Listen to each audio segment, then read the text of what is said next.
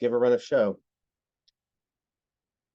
Okay, I believe we're now recording. My name is T.O. Bowman. I'm the program planner that leads the Office of Sustainability here in Oklahoma City. We're very excited to be with you today and share with you some results of the heat mapping campaign that was conducted over the summer. It was a fantastic effort, involved over 100 volunteers, a huge amount of community organization support and other agencies. For those that don't know us, again, I'm T.O. Bowman, Program Planner and Sustainability Office. Sarah Terry Cobo is working furiously to try to resolve some link issues to allow other folks to join the call. We are the entirety of the Sustainability Office, and so we appreciate you with your, those of you that volunteered for helping us out with the project, but we're excited to hear to share the heat maps and data with you today, and hopefully we'll be able to answer all of your questions. So how that will work, we'll go through the agenda in front of you. We'll make some connections to adaptokc, our sustainability plan, kind of what's initiated this whole thing, and then look at some connections to extreme heat. Cover our Heat Watch campaign, how it came together. We'll go through that pretty quickly. I know a lot of you who were trained as volunteers have seen some of those slides before, so we'll have those included for those that are new. We'll go over the weather and forecasts, our process for picking the day that happened, and then, of course, the one party to our campaign that was out of our control, the weather, didn't quite cooperate like we wanted to, but I think we've got some good usable data that's not definitely not a complete throwaway, because we did have some good heat and are going to be able to look at that distribution. We'll look at the data layers, the tools that are available to you to be able to manipulate that, download the data, and use that with other layers if you're a GIS user. Joey Williams from CAPA is here. He'll talk through the methodology and hopefully can answer some of those more complex questions that Sarah and I would be flailing to try to do that. Some very complex models involved, but very useful. And then also, if we have time, we'll get to some supplemental work that complements this project. And then we'll also try to answer your questions and answers. So related to questions and answers, unfortunately, the license we have right now in the setup, we don't have a chat function available. So how we'll handle those is we'll take most of those live towards the end. And when Joey's section is over, we'll have a section where there'll be an opportunity to ask him questions directly. In the meantime, if you have a burning question, you can email those to sustainability@okc.gov.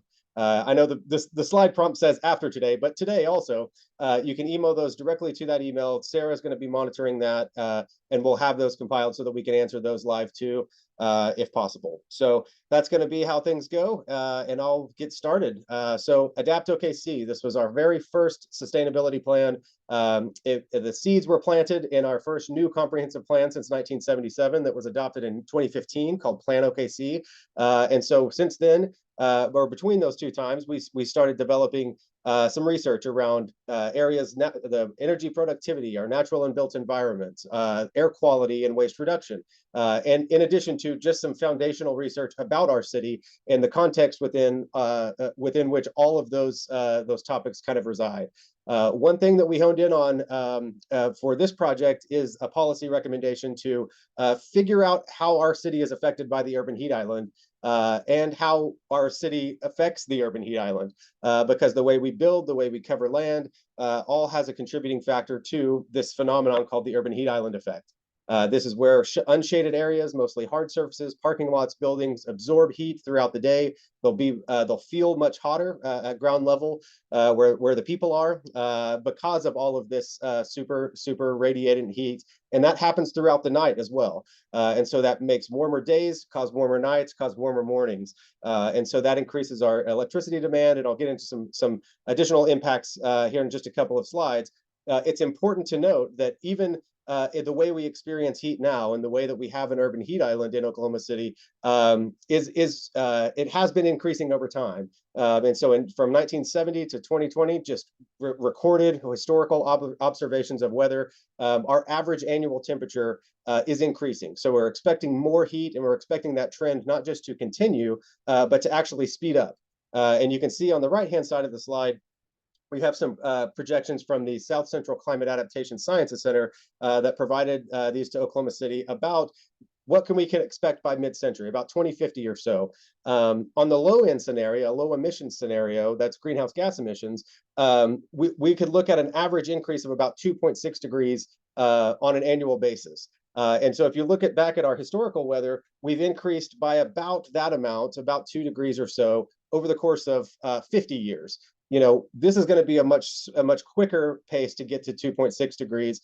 And then also that's the low end scenario. On the high end, we're looking at a much more increase in heat, in fact, double the amount of heat. And so how that translates to something that's understandable is that we can expect about 20 to 30 more days over 100 degrees by mid-century. And so as you can see, the chart on the left has spikes all over the place. We're going to have more of those years where we have more days than 20, more days than 30, leading up to that mid-century mark. So it's going to be very important that we continue to monitor and pay attention to how heat is affecting our city and the residents that live here. So again, extreme heat effects, very important to note vulnerabilities, but this affects public health. This affects our electricity demand and usage. So costs to residents and costs to businesses are going to increase. Just the cost of keeping the lights on, as they say, is going to increase based on increased electricity demand. Our air quality is also affected by this. When tailpipe emissions are present with sunlight on hot windless days, that's the perfect conditions. That's what creates ozone, or ground level ozone, called smog. That has very acute health impacts to folks with respiratory illnesses and beyond. Of course, water quality, as you increase temperatures and combine with fertilizers and nutrients, it creates conditions for blue-green algae bloom. So that can affect recreation, that can affect drinking water treatment processes, and situations like that, and just create some negative press as well. So we can't, we're going to talk a lot about impervious surfaces, so I'm going to skip over that one. But it is important to point out that more than 4% of Oklahoma City's entire area is parking lots, just the land use of parking lots. And so there's a few activities we're trying to do to help affect that as we start to move forward with development. I have a couple of slides in here from the new National Climate Assessment, the 5th National Climate Assessment that was completed. This, again, just kind of reinforces what we just saw, the projected changes in electricity demand across the country from 2020 to 2050, and then from 2020 to 2100. And you can tell the percentage change is pretty substantial. And so that's going to be quite a bit more electricity that homes, businesses, public offices, all of these things can expect going as we move towards mid-century. And then how our urban environment affects that. These are 3 cities that the climate assessment used just to show, since 1985 to 2020, what that footprint looks like as your city continues to develop, which again is a good thing economically, or can be a good thing economically, create new jobs, create more places for people to live. However, as that footprint expands, it's covering up natural areas and grassy areas or treed areas that normally interact differently with the heat that's coming from the sun. And so that's going to change. Disproportionate impacts. So urban heat island does not, and nature in general, does not affect everyone equally. We have folks that are more sensitive and more exposed and have less of a capacity to adapt to changes, whether that is flash flooding or extreme heat, or just those rapid changes in between. They may not have reliable personal transportation, so they may be relying on public transit. We have some new public transit offerings, but with bus rapid transit in place now, and we're excited for people to use that. But folks that have to use that are oftentimes more exposed than folks who are sitting in their car and getting dropped off at work, and vice versa. So we want to be sensitive to that, and we want to make sure that the folks, as we start to think towards actions and interventions and recommendations that could help us as a city mitigate this urban heat island effect, how can we be sure to reach those that are most vulnerable and most exposed to this effect? Again, I don't really have to show this scorecard. And again, this is a pre-pandemic health scorecard for things like respiratory illnesses, diabetes deaths, heart disease deaths. These things in the presence of extreme heat, that causes additional health impacts. And folks that are already experiencing one of these issues are more vulnerable or more exposed to some of those negative impacts if we have I don't know, a run of 12 days in a row, they're above 100, or things like that. They don't get much time or much of a break from that. And then again, if they're outside more because of transportation, or that's their job, then that can cause other challenges. So moving into the Heat Watch campaign, again, I'll go kind of swiftly through this overview, but we had 18 partners, at least 18 partner organizations from a variety of sectors. It formed a fantastic network that was able to mobilize, like I said, over 100 volunteers to respond to this 3 different times of the day. Our partners provided funding that I'll specify here in a couple of slides, that allowed us to expand the project from just a pilot area to a more substantial part of the city, and include things like air quality, additional surveys, a jurisdictional scan, and then ultimately an intervention guidebook that's going to help us paint a roadmap to how we can start to mitigate the effect of the urban heat island. Here is just a blast of all the logos of folks that were involved. I can't say enough about OKC Parks and the Metro Libraries, because they opened up their buildings to use as heat hubs. Heat hubs were key strategic places where we exchanged equipment. Folks were able to pick up their sensors, drop off their sensors, provide resources to folks on the day of. So a big thank you to parks and libraries. The Institute for Resilient and Energy of Environmental and Energy Systems at OU, a new institute down there, IRES. Very thankful for the snacks and drinks they were able to provide for our volunteers. The zoo providing survey support and incentives so that we can get folks to take our survey. I'll have a QR code at the very end of this survey slides, so that all you folks, if you haven't taken the heat perception survey, we encourage you to do so. There are still zoo passes available and wildlife experience passes available that we'll do a drawing in early January for folks. Again, just want folks to drive as many responses as possible through December 31st to that heat perception survey. Again, it's another layer of data that helps us understand how people are affected, and then geographically how they're affected differently than their peers. And then also one other quick, so Skip, the Southern Climate Impacts Planning Program, helped us put together a hazards assessment that will be included in the final analysis of the report. OK Forestry Services, this is a supplemental project I want to talk about at the very end, but they did some fantastic infrared drone images that helped us understand surface temperature differences and the ways that different vegetation interact with heat on a much hotter day than our actual campaign day of August 12th. And then finally, OKC Beautiful. Again, volunteer support and marketing. We could not have done it without Natalie sharing all of the opportunities and getting folks signed up. So again, I can't stress enough. Embark, the same goes for them. They also shared to all of their networks. It was truly a group effort that made this possible. And then there was also money. There was also folks, the Oklahoma City Community Foundation, the Department of Environmental Quality, and the Association of Central Oklahoma Governments all came together, wanted to contribute to this project in one way or another, or in multiple ways, as you can see from the breakdown. So again, we took something that was an award from the federal government for $19,500, and we're able to leverage that into additional $63,000 so that our community can better understand how our city is affected by heat and how our residents are. So the process, again, I'll move through these fairly swiftly. I feel like I've done these several times, but it started with a project area, and there was consensus very early on from our partners that we need to match the area that was done in 2019 as part of a tree canopy study.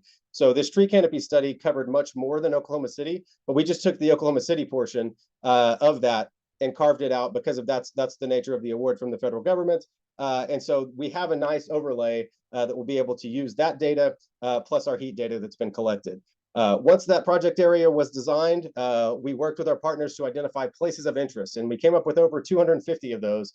These are places that are where vulnerable populations may live, where there may be air quality concerns, where there may be giant swaths of parking lots, schools, hospitals, these types of things, bus stops. Again, Embark, our partners were able to share a data layer that showed where all the bus stops are and made that analysis a little bit easier. So once we had those places of interest in place, Joey and his team at CAPA somehow miraculously came up with these fantastic routes, and they were easy to understand, easy to share. There were 33 of them that were driven 3 different times during the day. We had our volunteers go just pour over these. They were all assigned to specific routes. This is just one capture of what those looked like. Those volunteers provided the most meaningful feedback in terms of, okay, I know this street is closed, or there's construction there that wasn't noted on the Google map. And so the feedback from volunteers and the engagement that was there was absolutely unprecedented, and we could not have done it without that. So it smoothed out the challenges that other volunteers faced on the day of, by making sure those routes were clear and that we were able to move forward. I mentioned the heat hubs. Here's where they were located. This is, again, a shout out to Metropolitan Library System and Parks for helping us out with those. Some photos from the data collection day. It was a very fun day, a very exciting day. Everyone was happy for it. You may notice in the background of some of these photos, while the billboard does say, or the bulletin board does say, summer fun in the sun didn't quite show up as much as we had hoped. It did get a little warm in the afternoon, and you know, again, weather being one of the least predictable things in Oklahoma, of course it was going to play out this way. But like I said, I don't think it completely wiped out the usefulness of this data. And we could not have done it. Again, just to point out, these are our air quality sensors that look like a little Pac-Man ghost. The one that our colleague in planning here, Keith Daniels, in the upper right corner has is a temperature sensor, and it also recorded relative humidity. So again, could not have done it without our volunteers. And big shout out to Amanda Schofield and her team from DEQ. That's the one by the summer fun in the sun sign. They had some sensor challenges, but boy, they were resilient in keeping the broken stem upright and able to collect data. So big shout out to our volunteers. And again, I do want to lean on the weather piece for just a couple of slides. This is some of our process for identifying which date we chose. So we pulled these reports from the National Weather Service for several dates, several Saturdays in August and in July, and started looking at things. What are the probabilities over since 1990, and then also since 1970, that we would have a maximum temperature above 90 or above 100. The 90 degree looks pretty high, and it is. That's a good probability. The 100 degree doesn't seem that high at 24%, but compared to the other Saturdays, this is one of the highest probabilities of a day over 100 that we had, that we reviewed. In terms of precipitation, we had high probabilities of very low or no precipitation since 1990, and then also since 1970. So we used historical weather data to inform which day we were picking, and sometimes you can get everything right, but you can also just have weather show up in a way that it's going to no matter what. 3 days in advance, our folks at the forecasting office down in Norman were sending us, I say 3 days in advance, they were sending these about every 3 days for the weeks leading up. And as you can see, as the other campaigns were completed, they got down to just Oklahoma City, a campaign in Kansas, and then in Arkansas that were left. And you can tell by the August 12th date over here that it was expected to be 98, and the other box was checked. The other counts as it would be green if there were expected to be light winds, limited cloud cover, and low or no rain chances. This just, again, it's not a testament to the inaccuracy of what the folks in Norman are doing. It's just how difficult it is to predict weather. All of these systems interact with each other and interact with other systems, and then sometimes conditions change. I should have used the slide that shows all of the different forecasting models and how that gets narrower as the day arrives. But it's ultimately a very complex process. So the day of, what we actually resulted in, so on 7 a.m., on August 12th at 7 a.m., we were looking at, by and large, at mid 80s across the board. To read the wind reading there, the red numbers are the wind speeds, and then you can kind of see the direction by the direction that flag is pointing. So in the morning, we didn't really have that many challenges with wind or temperature. Things looked kind of promising. We did see some rain clouds off in the distance. When we got to 3 p.m., some of those winds in different parts of the city had picked up, which again can shift air temperatures and can shift which air is the hottest and where it's moving. Now, it didn't completely degrade the data. And again, the model, as Joey will explain, makes up for some of this. But we did have a slightly increase in some wind speeds in certain parts of the city. All of these things are very important to take into account, because what our data is going to show is not where heat exists on every single day. It's going to try to do something like that, but what it is a snapshot. It's what it looked like that morning, that afternoon, and that evening on that day, given those conditions. But what it does help us understand, especially with the model involved, is how that heat is distributed, and areas that show hot even on a day like this are going to be the hot areas on a day that's extremely hot. While that area may expand when it's extremely hotter, we can definitely still make some assumptions and recommendations from this. So moving to 6 p.m., we did have to shift up 1 hour, again, to dodge rain that was going to be starting in the 7 p.m. hour, and it did actually happen soon after we completed. So you can tell some parts of the city, the winds stayed low, the temperature stayed relatively high, but in certain areas down by the airport where there's a lot of open area, wind speeds picked up a little bit, and then a couple of wind speed pickups there north of Memorial. So something that we were aware of. This is just another way to look at it from Weather Underground from the whole day, so you can kind of see where the spikes of wind speeds and of precipitation. This is an average. This is kind of overall, so this doesn't really hone in on specific spots, but paints a picture of it. Unfortunately, yes, was not as hot as we expected it to be, but that doesn't mean that we won't be able to learn a lot from this, and that it was totally worth your time, because this had never been done before in Oklahoma City. There had been a few other attempts to define where the urban heat island is, but it didn't involve almost 250,000 data points that were collected by residents. And so this is the first glance here at when you open the web app. You'll be able to select from a layer profile that looks like this over here on the left-hand side. So you can see I've selected the afternoon temperature points.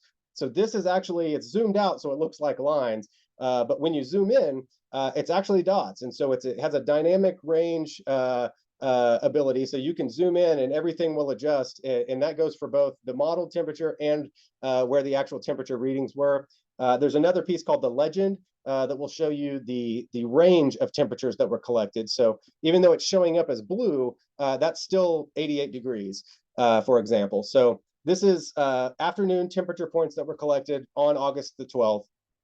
And so moving forward, I'm just going to roll through a few of these. This is the morning temperature points, as shown as far zoomed out as you can. And again, they look like lines. You can kind of see where the heat is. An important thing about the morning sessions is that a lot of campaigns, as we learned from Joey and CAPA, that what you'll see in the mornings is a lot of leftover heat from the day before that didn't completely mitigate overnight because it hasn't had time to warm up from the next day yet. So where you see the hottest areas, it's likely areas that are still holding on to some heat from the day before. And we did have a small amount of rain overnight, as you saw on the chart, but it wasn't enough to kind of tamp these temperatures down as far as they could be. So again, smoothing all of those things out and running it through the model, it ends up looking like this. You'll have the ability on the web app, and if we have time, we can show it live to be able to zoom into specific streets, neighborhoods, and see exactly kind of what's behind this. But at a high level, this is what the morning temperature model looks like. Moving to the afternoon, again, temperature points that were collected during the afternoon, and then smoothing those into the model looks like this. And then evening temperature points, you can really tell that some of those storm systems were moving in, dropping those temperatures on the south side and on the far east side of the city. Again, those areas are well vegetated too, and some of them are, especially on the east side. But it really was those systems moving in and increasing speeds and helping bring those temperatures down.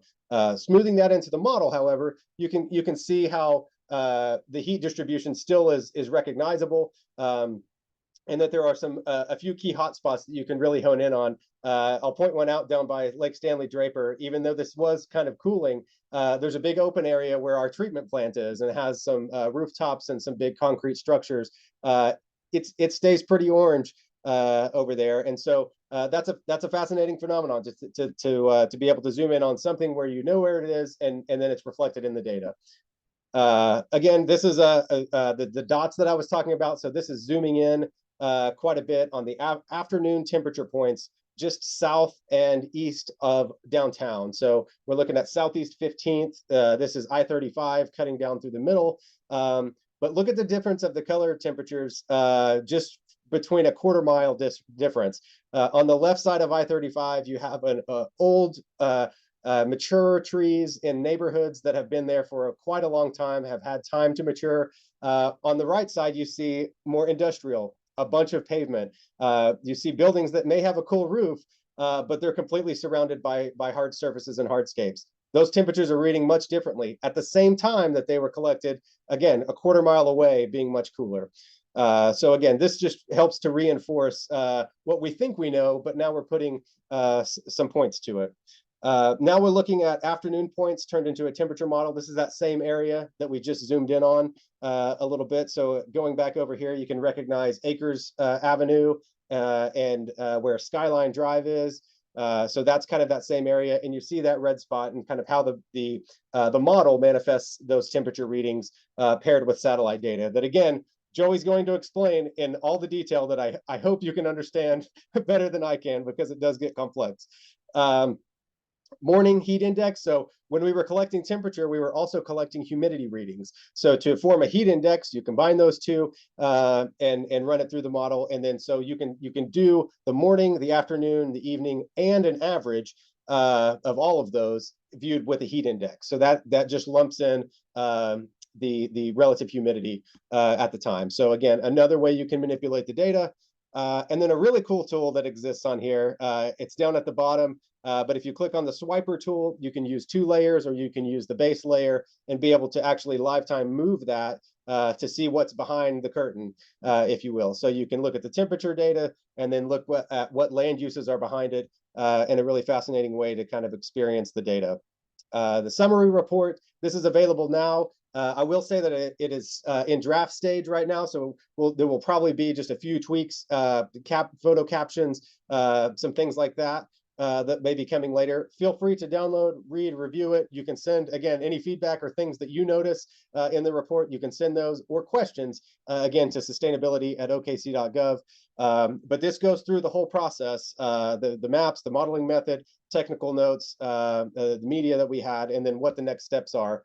And then we'll continue to update frequently asked questions as we go.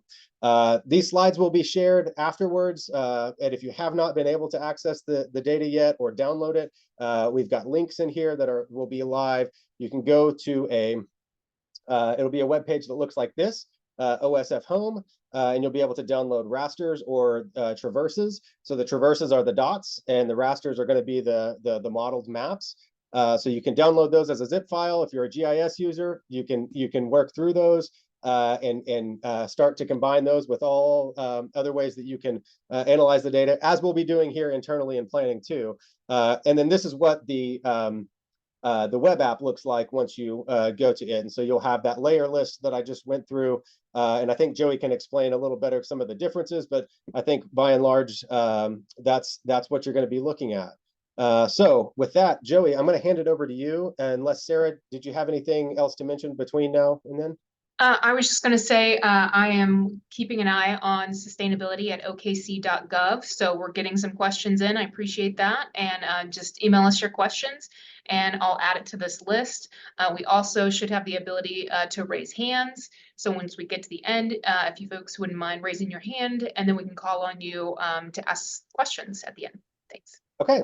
Thanks for that. And at the end of Joey's slides, he does have a slide for questions, so we can take a breath there and take a few of those questions before we dive into any of the supplemental work that we'll cover too. So with that, Joey, I'll let you take the show for a minute. All right. Thanks, Tio. Thanks, Sarah. Great to see all that really helpful background and presentation of the results there. I want to talk a little bit about my role and also give you a bit of perspective on what happened nationally across more places throughout the summertime through the mapping campaign put on by NOAA. So my name is Joey Williams. Again, I'm the program manager for CAPA Heat Watch, and my role in this project was to basically guide Tio and Sarah and others through this planning of the heat mapping process, and to provide logistical support, design the routes, as Tio mentioned, and then once we got the data back, to process and analyze the results, steer my team through the modeling, and basically CAPA strategies were a consulting firm based out of Portland, Oregon. We're contracted by NOAA to conduct these campaigns, and our mission is to create communities, cities, and regions that are more connected, informed, and climate resilient. We do this through a suite of not only data collection and generation, but also through tools and social science informed actions to better drive physical and social heat intervention strategies. Maybe we're going to go to the next slide there, Tio. I can say a little bit more about how HeatWatch helps us to do this. I want to say, first off, that we recognize that data, especially geospatial data, should not sit alone. It tells us a part of the picture, and as I think Tio positioned well, this approach positions the data in. Sorry, just hold on. I think I lost. Maybe lost connection here for a second. Can you guys still hear me? Yes. Okay. All right. Thank you. So yeah, the HeatWatch data here, we recognize it doesn't sit alone. It's part of the broader picture around heat. We also need to look at what has led to this picture of heat, what's happening, not just in terms of physical phenomena, but how are people being disparately affected by heat. And so we help to capture this information to better inform what are the places that are at greatest risk from the risk of rising temperatures. As Tio showed earlier, we can expect to see a lot more days over 100 degrees and 90 degrees in the Oklahoma City region. We also recognize that people have different levels of adaptive capacity, or their resources and ability to cope with rising temperatures.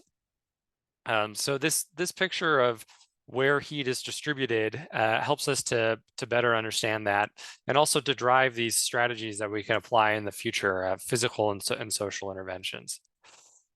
Next slide here. Yeah, so I want to give you a little bit of a picture of this effort nationally and over time here. Since 2017, we've been conducting these activities with communities and cities like yours across the US and even around the world. On the next slide, you'll see the cities that we engaged with this year.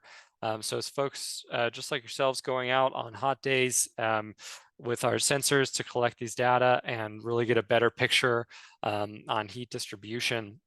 And we actually work together as a group with several cities in the region, Little Rock, Oklahoma City, Dallas, and I believe one other in that regional cohort, Asheville, North Carolina, to plan the campaign. And here you see some of the results from across the country. You can see Oklahoma City here highlighted about halfway down the group. And here we had one of the largest mapping efforts across the country this summer, with almost 250,000 data points collected, and the second largest mapping area, 350 square miles.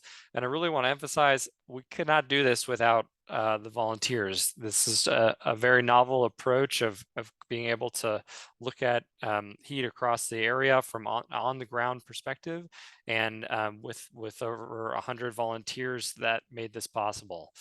And also, 15 degree temperature difference, almost 15 degree temperature difference across the area. That's pretty significant. That means that people are experiencing different levels of heat at the same time.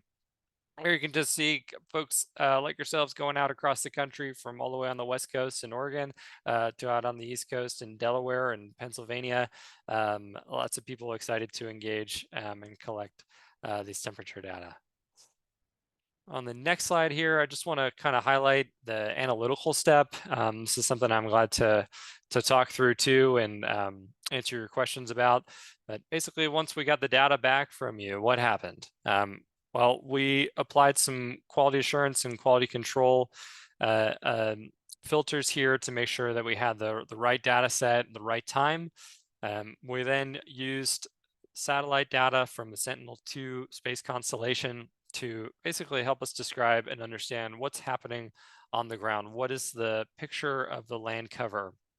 in the area. So you may remember from your training that we were applying a sampling approach here. So when we collect a measurement and we can look at what's happening in the surrounding area, does that measurement reflect, a cool area that may be comprised of a dense forest near a large water body, or is that showing up as a hotter temperature measurement near dense development where we have a lot of built up material, asphalt, concrete that may be concentrating and retaining heat. So we have those kind of samples of those different makeups of land covers, and then we're able to use this fancy modeling process to basically apply all that sample information to the full area. And we test that model, and there's more background research on this, but for anyone who's really interested in the technical aspect, I'm glad to comment on that.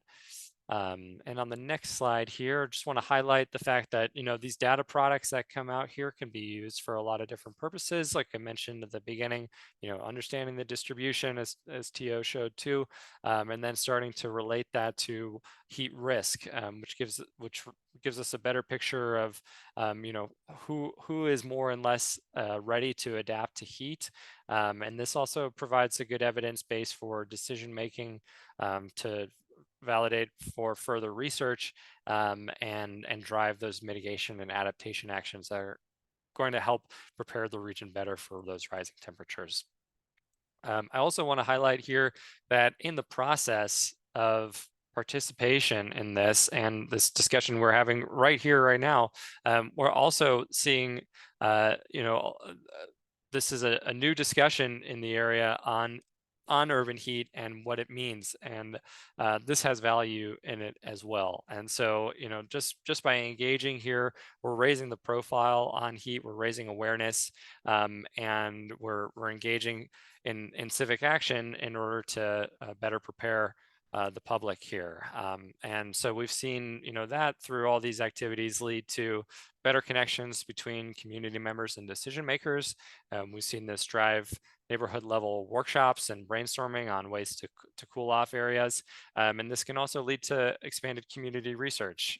And with your help, we also collected air quality data, which will be releasing here soon. And we also conducted a survey, which you may have been a part of, which we'll have some results on in the new year too.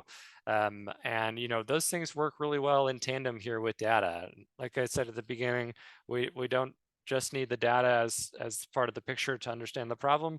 We also have to talk about it. We've got to share our own perceptions and perspectives on the issue, and work across levels of governance, not just at the city planner where T.O. and Sarah are, but also engaging directly with community members and other parts of the governance structure to really get a full picture on these issues and drive solutions that aren't just data driven, aren't just kind of what technology tells us, but really understand what's happening on the ground. So next slide, I think, is my last one, and just here to answer any kind of questions. I think T.O., this might be kind of open floor for questions on your stuff too, but I'll hand it back. Yeah, we can start with Sarah. If you Yeah. have any questions from the emails, we can just start going through a few of those, and we'll keep an eye on time. We have about 18 minutes to the hour, but we can, I've got all day if you do. So Sarah, go right ahead. Sure. We've got a couple questions already via email. So one is asking about the weather that day. And even though you covered it, maybe you could provide a little bit more detail in this, Joey.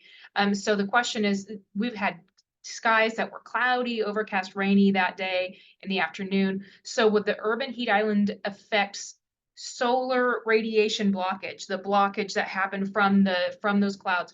Would it reduce our temperatures enough to skew the data that we collected? That's a great question. So what we can expect to see with the cloud conditions is less solar radiation. That's right on the money. And that means that the materials in the built environment are absorbing and retaining and re-emitting that heat at a lesser degree.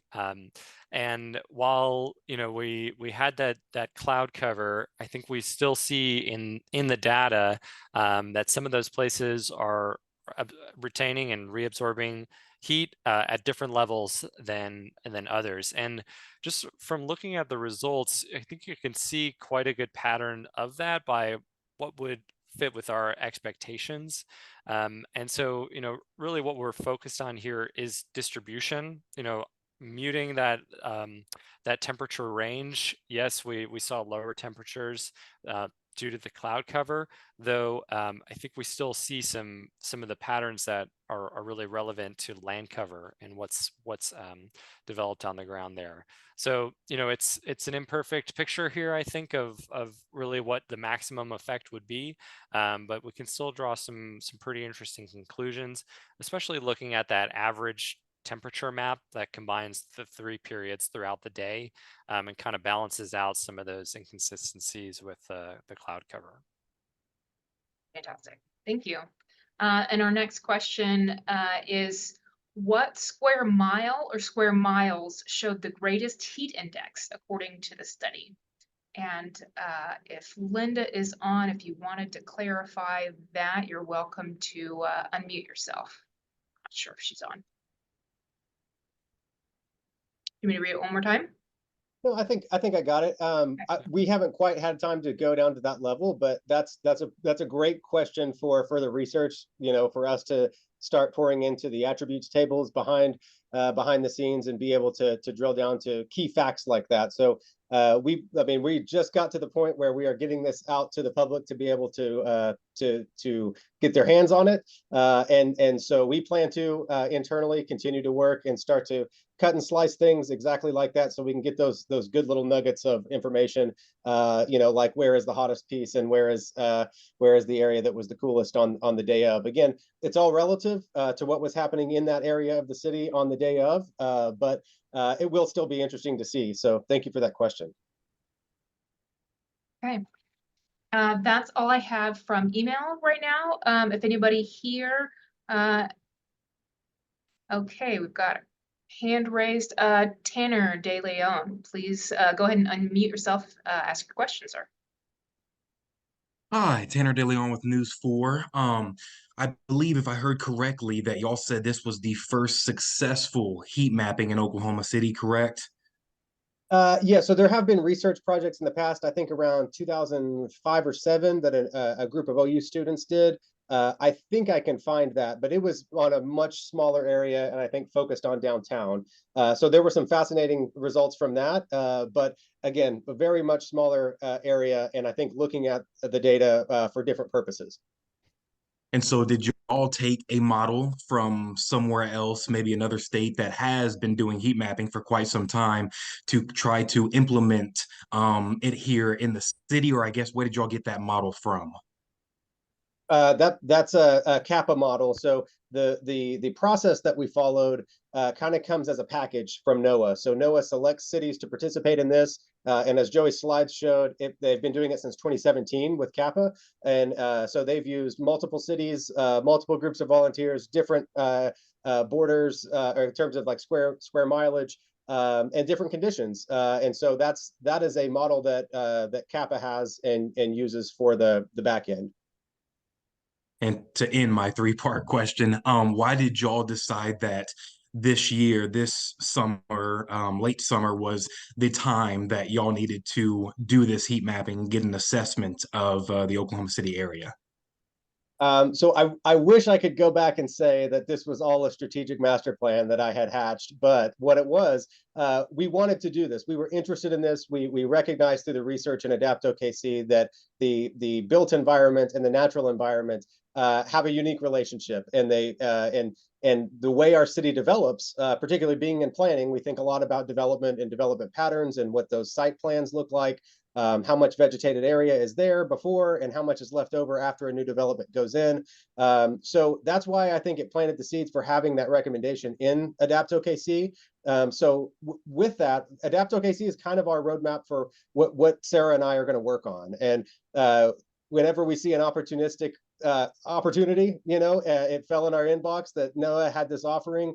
I had just watched a webinar over the summer about some results from a previous campaign, and it looked like something that we could implement with a small office and a few resources, and never would have fathomed the amount of resources we would be able to leverage from other partners. And so I think we could not have better planned a summer to do it, given all of the national coverage about extreme heat, the local coverage about extreme heat, because it was a perfect vehicle to kind of carry that message. As Joey said, the data is great, and I'm glad that we have it. It does not stand alone, but having this engagement and having this network built of not just our community partners, but the volunteer residents that are now, invested in this. They committed a Saturday. Some of them woke up before the sun was up to collect data about heat, and they all showed up. We shifted the last session from 7 to 8 p.m. to 6 to 7 p.m. about an hour and a half before it was 6 o'clock. Every single person showed up to that shift and did their route. So again, it was a phenomenal that we were able to pull it off in the way that we were. But again, we stand on the shoulders of the volunteers that did all of it for us. So yeah, I think if we had planned it this way, we probably look a lot smarter than we are, but it was an opportunity. We saw the opportunity from NOAA, we applied for it, they selected Oklahoma City, and then we started planning. Perfect, thank you.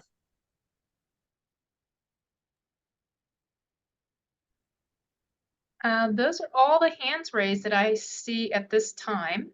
Okay. But I'll keep an eye on it. Oh. Sounds good. I've got about 11. Okay, go ahead, Tony. Hey, Tony Carfing with Bike Oklahoma. Thanks for putting all this together. You mentioned this is a Saturday. So I was kind of curious on if you're able to extract, say, streetlight data or other traffic count data. I guess you wouldn't necessarily get peak commute times for school traffic or business traffic, but is there an ability to look at that data and correlate potential traffic counts to temperature? That's an interesting question there, Tony. Yeah, I think there may be some literature out there to scan and find. That would be interesting to do here. I think you need a little bit more of like a kind of over time picture. We through running this program, it's hard to assess. We do it on a single day, and so we can't really compare that. But anthropogenic heat can definitely play a role, and that can vary by a lot of factors. Air conditioning running, that kind of waste heat that comes off of that, different industrial processes, as well as what you bring up is really relevant here, roadway sources. But that would be somewhere to really to do a kind of more of a search on Google Scholar and see what you come up with. It might have been studied. Yeah, and just to piggyback on that, I didn't lean on this enough, I think, in the earlier slides, but I think another testament of the data that we've seen and of the unique weather conditions that we ran into on the day of, part of what we see as a charge for next steps is this really kind of makes a case for better understanding, even more than we do now. So over time, can we use a smaller set of reliable, low-cost weather stations to collect temperature and humidity and particulate matter over time, at key sites across the city at a more granular level than weather stations exist now at regulatory sites. Through the air quality campaign, at some initial readings, the low-cost air beams that we were able to use actually correlated pretty well with the regulatory sites that DEQ manages. So that gives us an indication that we may have an ability to better understand different parts of the city. And it may be pilot projects, it may be honing in on certain parts of the city to compare, but it's something that we're definitely interested in looking at better understanding that granularity for exactly questions like that. On the streetlight data side of things, I think the city is looking at a subscription to that for traffic patterns. And so we'll see if that comes to fruition, but that would be very helpful to pair with something like this. So thank you for bringing that up. And I might want to note, just for those who are not into traffic data the way that we are, Streetlight is a service that collects and provides traffic data based on connected cars, cell phones, smartphones, those sorts of things, so it can provide real-time and prior, historical data on traffic patterns in the city, not just for vehicles, but also for bicycles and I believe potentially pedestrians. And all anonymized at the level that it's shared, so that's not down to individual privacy concerns or anything like that. So just an overview of what that is. Thanks again for that question, Tony. Did you have a follow-up? I just can't remember exactly when Oklahoma City started contracting with streetlight data. I think Justin Henry mentioned that started earlier this year, but hopefully in time to capture the data on August 12th. It's actually on the agenda for Tuesday. Perfect. Okay, we've got about 7 more minutes, so I am going to go ahead and power through a few more slides. I think, Joey, this was a final slide of yours that just shows some other campaigns that folks can look into and what the results of those were, of some action plans and action planning processes. Joey, anything else to add to this slide?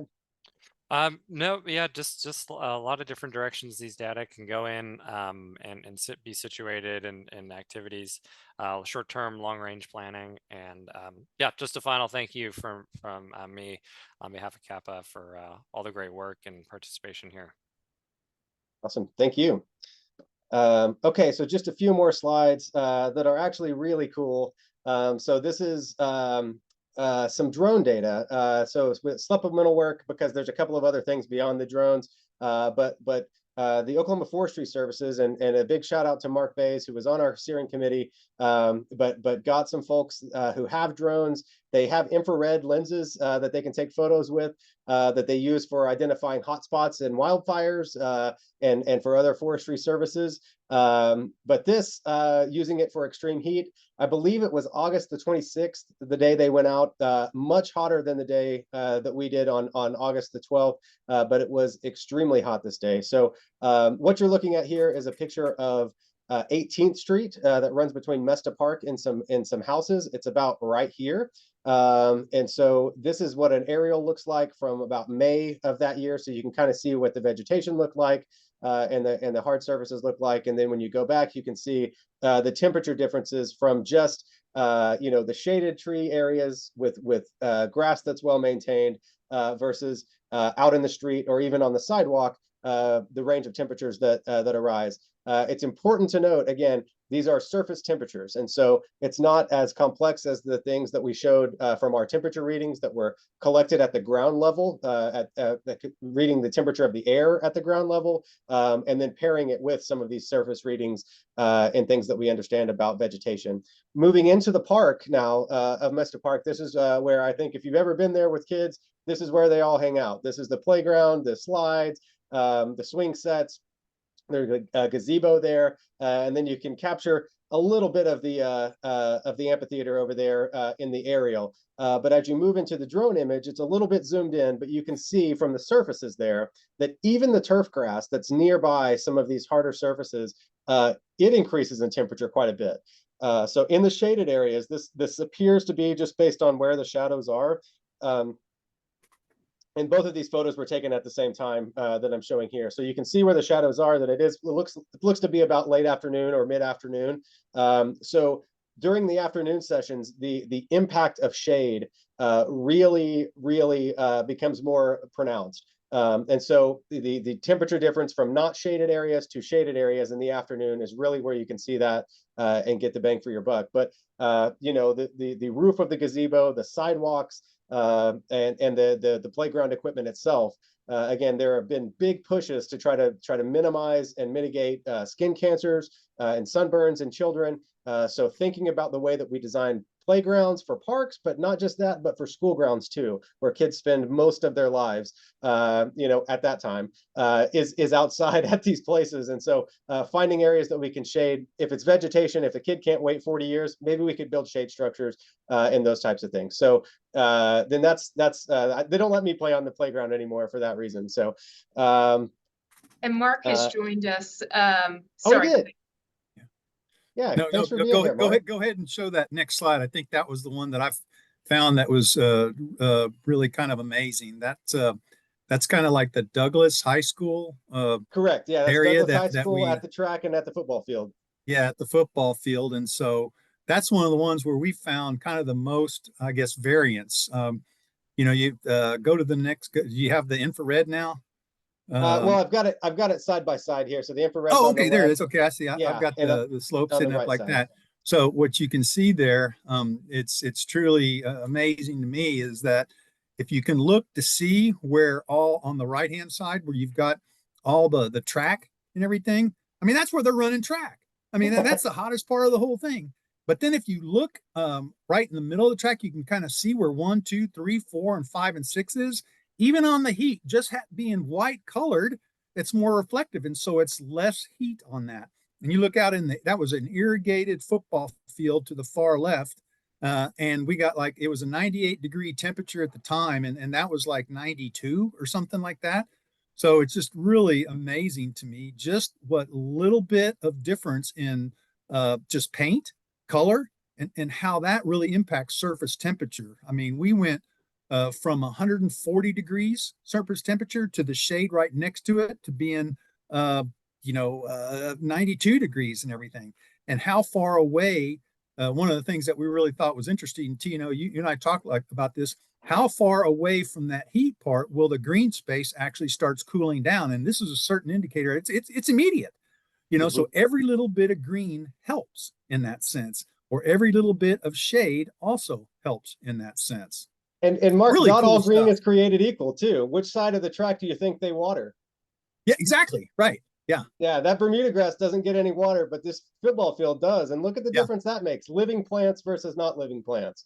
And if you look at where the shadow of the light is on that, the lights are kind of on the infrared, kind of in the center there. And if you look at the pole of the light that goes across the building there, you can kind of see the pole to the left there, to the west. You can kind of see the shadow of that's actually on the building itself too. So just the diameter of that pole actually helps reduce that surface level temperature that we're talking about. Really cool stuff. Really cool stuff. And again, visuals, we can know it. We can be out there on a hot day and feel it. But being able to visualize it and show it on a map that this is where we're asking kids to be, and we want them to be exposed to this. So again, vulnerability is what? Sensitivity, ability to adapt, and sensitivities and exposure. And so that's a big piece of that equation. Thanks for being here, Mark. And anything else you want to add? No, that was it. We're just hopefully you're going to be able to use this, at some point. We'll be happy to. We weren't able to fly, of course, everywhere that we went. We were just able because of when you do your request image, where to fly and all that. There's some limitations on that. So we tried to pick the best places that we could do, kind of covering the whole area, downtown Scissortail Park here, a couple different places and everything. But we also look forward to helping out, doing this again, some sort of mapping in the future. Excellent. Yeah, we are looking forward to it too, because as Joey and I've said multiple times today, looking at this thing over time and in different conditions and in different parts of town, that's going to be extremely important. It's a fantastic starting point, and I do appreciate the role you all played in it and willingness to help us out, because it does make a big difference being able to see sites like this. I do see a question from Dan. Hey guys, how's it going? Doing I was great. curious. How are you? Good. I was curious, so we're seeing irrigated grass versus not irrigated grass. And then you guys mentioned Scissortail. Have you guys seen the data of kind of native plantings and how they compare? Yeah, and it was the irrigated, this was the irrigated turf right here on Douglas, and that was obviously much cooler just because of the water and all that stuff that was going on. We also flew over Martin Nature Park, and there's a little grass unirrigated island in the middle of that parking lot. And I think the parking lot, if I remember right, was like 140 degrees, but that unirrigated turf in the middle there was still like about 118 degrees. And these are all surface temperatures now and everything like that. So even the unirrigated part was substantially less than than the asphalt and concrete and everything. Obviously, irrigation with the water, I would think, would be cooler. We just probably need to look at that a little bit closer. And we do have some photos. Mark and his crew were able to take some. I didn't put them in the slide deck, we're working on processing all the photos they took for us. There's a ton of them, but we want to get these more usable and understandable for you all, to where you know where they fit kind of in the world of things and on a bigger aerial map. So we're actively working on preparing those, but there have been some differences noted. Sarah, did you have an addition to that? Oh, no, I was just going to say there was a particular spot that I had found that Mark and his crew had shot in Scissortail, and you can actually see they're called bioswells. It's low impact development, right? And so the goal is it's kind of depressed, and so it is to gather the rainwater. As the rainwater flows in, there's some native plants planted around it, and then just Bermuda grass around that. You can see the difference. I mean, the native plants are dark purple, like in the shade, absorbing, or radiating the least amount of heat. And the Bermuda grass is orange. It's similar to what you see in this photo of Douglas High School track. So we're really grateful to Mark, and we have literally thousands of photos taken from that day from these different locations in these 3 drones. And so we're working on processing them, getting the temperature scales and things like that. And we will have a larger project rolling out hopefully this springtime. Yeah. Okay, so I just got a few more slides. One other aspect to this project that is available now on data.okc.gov. Many of you are probably familiar with that, our open source data website. We have a heat vulnerability index for every census tract in Oklahoma City from 2015 to 2020. These are all available as individual layers.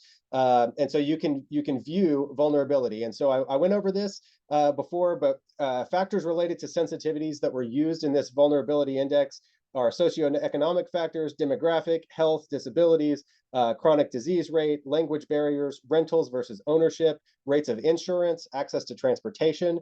Talking about adaptive capacity that's factored in includes living conditions, green space, access to cooling centers, density of the environment, health of vegetation, urban density, phone, internet, computer access for getting warnings, and then finally exposure just relied on meteorological data, land surface temperatures, surface albedo, human physiological and physical factors. So a lot went into this. It was provided by Dr. Wenwen Chang and her team through a NASA Roses grant that we were very grateful to be the test case for. They picked Oklahoma City as their study area. And so now we have the benefit of having all of this data that we can, again, use to help hone in on those vulnerable populations when we know it's going to be extremely heat. Also, Joey alluded to this, but we did have an air quality portion to this. So we'll have mobile traverses that will show heat data that was collected on August the 12th. And then in the 2 weeks or so, I think we skipped a week or so, and then there was 2 weeks solid that we got stationary air quality sensors out to fire stations. They're well distributed across the city, and they were eager partners to work with us on a public health initiative. So thank you to the fire department here in Oklahoma City and all of the stations that participated in that for babysitting our air quality sensors for us and making sure we got those all back. And those sensors, I'll just breeze through this. They collected particulate matter 1, PM 2.5, and 10. So that's the micron size of the particulates. And then this is something that the EPA regulates at a certain levels. And you can see the size of these in microns. They are much smaller than the size of a human hair. And so they get into our lungs, cause respiratory illnesses. If you're a vulnerable population or already are predisposed to respiratory illnesses, or I would go as far to say as if you've had COVID ever, this is going to affect you negatively. And so it's important, again, for us to understand the relationship of heat and air quality as it relates to a public health matter. So what is next? This is the wrap up. The air quality data and report should be out by the end of the year. Our survey results and some analysis about those, including a jurisdictional scan that's looking at programs, policies, plans, studies, anything related to heat, public health, air quality. If you have any of those or things we may not have thought of here locally, feel free to send those to us. Again, sustainability@okc.gov. We want this to be a comprehensive picture of what's in place today, and so it can inform recommendations. And then ultimately, Q1 by the end of March, when our contract with CAPA ends, we're aiming to have that intervention guidebook completed. So we do expect to have some public input sessions and some additional meetings that will happen to help inform that based on what we've learned. But again, we want you to be an active part of this because this is about your city. So again, thank you all. Here are 2 QR codes that we'll leave up. Again, we'll share this afterwards so that you all can have access to it from our website, okc.gov/extreme heat. The QR code on the left is in English. The QR code on the right and bottom is in Spanish. Please share these. You take it, your family take it, share it with everyone in your companies, take it out. We need as many responses as possible. And we're capturing zip codes with that, so that will help us geographically understand how people are feeling heat. But that's the show for today. So unless there's any other questions, thank you for being here. Yeah, I don't see any other questions, but these links, not the QR codes, but the links to the surveys themselves are on our page, and that URL is right there down below our email address, okc.gov/extreme heat. We appreciate everybody showing up today, and we appreciate our volunteers for their ongoing support, and for those of you who are tuning in and interested in learning more. So we couldn't have done this without you. It's a collective effort for sure. Okay, thanks everybody. Have a good Friday.